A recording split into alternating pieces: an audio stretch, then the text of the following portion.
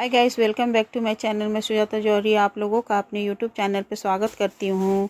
तो जो लोग मेरे नए सब्सक्राइबर होंगे मेरे चैनल को सब्सक्राइब कर दीजिएगा एवं बेल आइकन को प्रेस कर दीजिएगा और मेरे चैनल को लाइक कर दीजिएगा। तो आइए आज हम लोग बिहार का फेमस दाल पीठा बनाते हैं। दाल पीठा कैसे बनाया जाता है, तो बिहार में ये ज़्यादा बनता है और अब तो धीरे धीरे हर जगह बनने लगा है। जहाँ जहाँ बिहार के लोग पहुँचे हैं वहाँ वहाँ ये दाल पीठा बनने लगा है।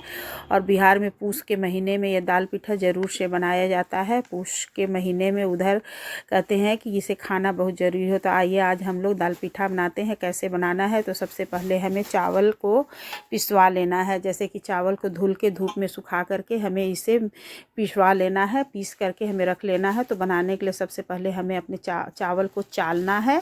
और इस तरह से देखिए मैं चावल को चाल दी हूँ। चावल को चालने के बाद से जो गंदा निकला उसे फेंक देना है। फिर हमें कढ़ाई में पानी बैठाना है और कढ़ाई में पानी बैठाना है तो उसमें हमें थोड़ा सा तेल, 1 चम्मच तेल डाल देना है ताकि कढ़ाई में ये आटा चिपकने ना पाए। तो इस तरह से पानी जब बॉयल होने लगेगा तब हमें इसमें चावल का आटा डालना है।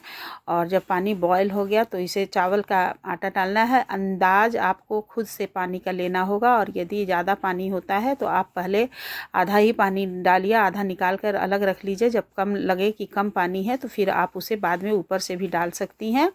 और इस तरह से हमें पानी में डाल करके आटा मिला लेना है। मिक्स होने के बाद से हमें इस तरह से बड़े बर्तन में पलट लेना है और फिर हमें इसे अच्छे से सानना है।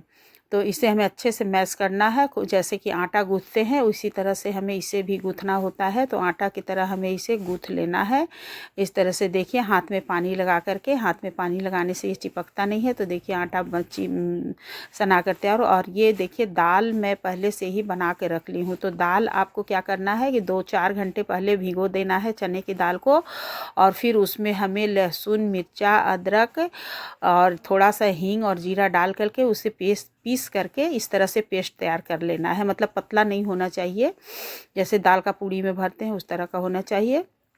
और फिर उसके बाद से आइए अब हम लोग बनाते हैं। तो इसे बनाने के लिए 2 तरह से बनाया जाता है। एक तो है जो कि पानी में बॉयल करके बनाया जाता है, वो बड़ा बड़ा बनता है। और एक है कि आप इस तरह से या तो किसी बड़े बर्तन में कपड़ा बांध के या जाली रख के बना सकती हैं। और यदि कम फैमिली है तो आप इस तरह से इसमें भी ये इडली स्टैंड में बना सकती हैं या तो फिर आप मोमोज स्टैंड में बना सकती हैं। तो आज मैं ये छोटा वाला पीठा बना रही हूँ, बड़ा वाला पानी में बॉयल करने वाला नहीं बना रही हूँ। तो इस तरह से देखिए हमें छोटी छोटी इसमें छोटी छोटी लोई लेनी होती है, हमें पतला पतला, ताकि इस तरह से देखिए हमें छोटा छोटा लोई लेकर के इस तरह से हमें करना है। और उसमें हमें दाल भरना है। तो इसमें जो दाल भरेंगे हम इस तरह से, इसका मुंह देखिए खुला रहेगा, पतला छोटा सा लोई पूड़ी के बराबर और मुंह खुला रहेगा। और इस तरह से हमें दाल भरना। और जो पानी में बॉयल करने वाला बनता है उसे देखिए इस तरह से हमें उसकी मुंह पूरी बंद करनी होती है। और जब पानी बॉयल होने लगता है तो उसमें डालकर इसे हमें उबालना होता है। और जब उबल जाता है तो इसे निकाल करके ठंडे पानी में हमें धो देना होता है।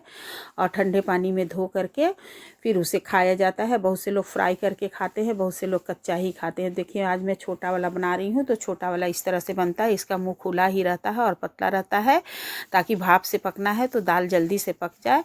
उसके बाद से सारा देखिए सारा पिट्ठा मैं बना करके रख ली।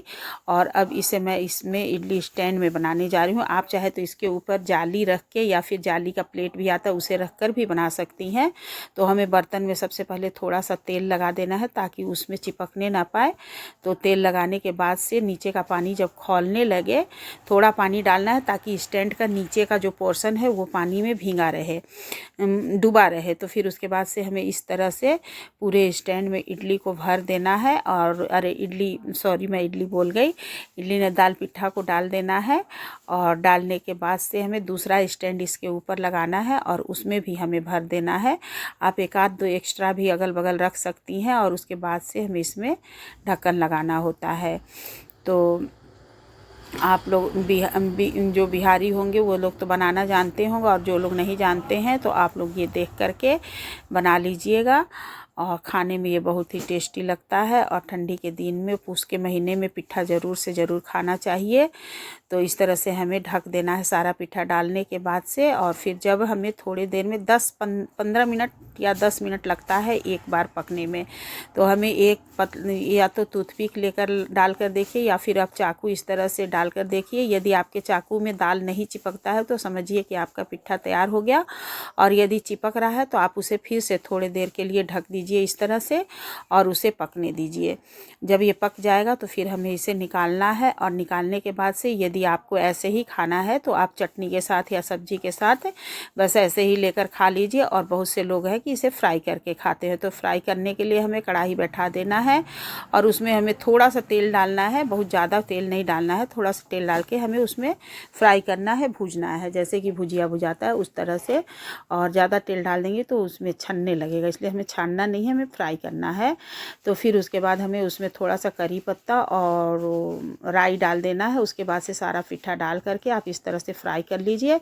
और फ्राई करने के बाद से आप प्लेट में निकाल करके टोमेटो सॉस से या तो फिर सब्जी से भी खा सकते हैं, हरे चटनी से भी खा सकते हैं। तो फ्राई करने के बाद हमें प्लेट में, बहुत से जगह इसे पिट्ठा बोलते हैं, बहुत जगह इसे फर्रा बोला जाता है, बहुत लोग इसे गोईठा बोलते हैं, इसके अनेक नाम है। तो हम लोगों के यहाँ तो पिट्ठा बोला जाता है। तो ये देखिए मेरा पिट्ठा भी भूज कर तैयार हो गया, क्योंकि हम लोगों के यहाँ लोग ऐसे ही फ्राई करके खाते हैं।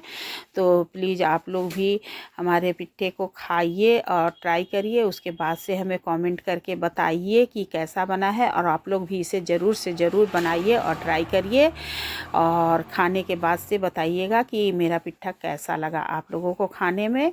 और कमेंट करके हमें ज़रूर से, और मेरे चैनल को जो लोग सब्सक्राइब नहीं किए होंगे सब्सक्राइब कर दीजिएगा। सभी को राधे राधे।